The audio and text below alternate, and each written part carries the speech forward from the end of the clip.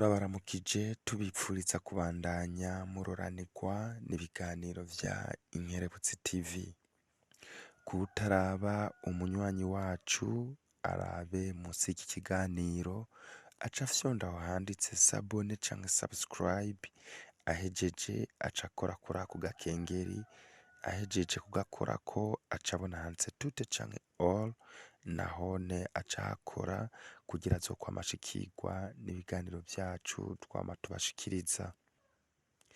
Turi kw'igenekerezo rya 9 ukwezi kw'indwi umwaka w'2024 muri komine Mabayi iri mu ntara ya Cibitoke, neza na neza mu gace bita Rutabo, ku ruhande rw'umutumba wa Gafumbegeti, agacimbiri mu Karagata, ahazindukiye abantu isinzi bavuye mu mice itandukanye ya komine Mabayi kubera abantu bashika 16 bari babujijwe n'amazi ko basohoka mu byo bita umwino canke se Kirombwe basanzwe bimbamwo inzahabu. Nk'uko twavyiganiwe na bamwe mu bari baramukiwe kwimba inzahabu mw'ijoro muri ico Kirombwe, ngo hari mu masaha ya 5 y'ijoro ryo kuwa 8 mu Kakaro uyu mwaka w'2024, aho bagiye bumva amazi adudubuka mu Kirombwe basanzwe bimbamwo, niko guca bakoma induru babwira abari bari imbere cane muri ico Kirombwe ko amazi yabateye, ko bogerageza gusohoka banyaruka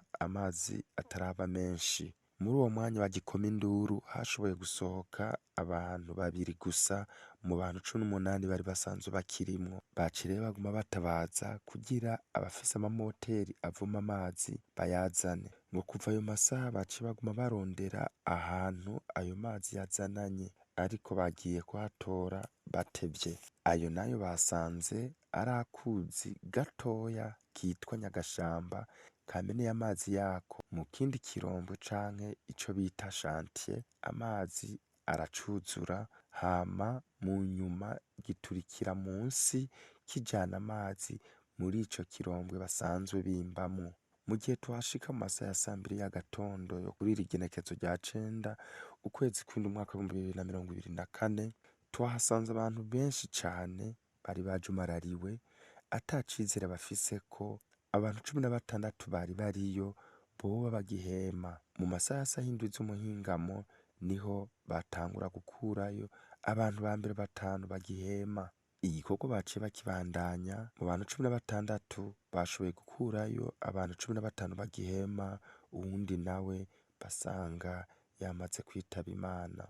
Mu bari baraho Inkerebutsi TV yashoboye kubona harimo abari baserukiye intwaro, aha twovuga umunyamabanga ntayegayezwa wa komine Mabayi yari yaje yaserukiye musitanteri wa komine Mabayi yari yafatiriwe n'ayandi mabanga, umukuru wa zone Butahana, abakuru b'imitumba itandukanye igize komine Mabayi. Hariho kandi n'abasanzwe barongoye igipolisi kijejwe ibya protection civile mu ntara ya Cibitoke, urongoye igipolisi muri komine ya Mabayi, ingabo z'igihugu zitari nke, abo mu muryango utabara imbabare Croix Rouge, abaserukira abacukura ubutare bw'inzahabu muri komine Mabayi, abamenyesha amakuru b'ibimenyesha amakuru bitandukanye, n'abenegihugu bavuye mu mice itandukanye.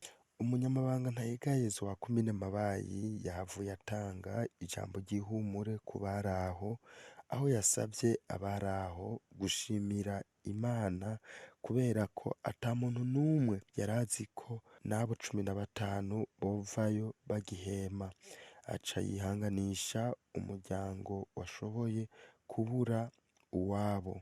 Abo bashoboye gukurwayo bagihema 13 baciye babajana kw'ivuriro rito ryo ngaho nyene mu Rutabo, 2 nabo baca bajana kw'ivuriro rikuru ry'i Mabayi kuko amagara yabo atari meza cane. Nshuti namwe bakunzi ba Inkerebutsi TV, reka tubashimire cane kukuntu mwama muriko muradukurikirana, tunahoza cane uwo muryango wabuze uwabo utanka, tunamusabira kugira uburuhukiro bwiza. Turabasezeye rero hasigaye naho ubutaha. Bye bye.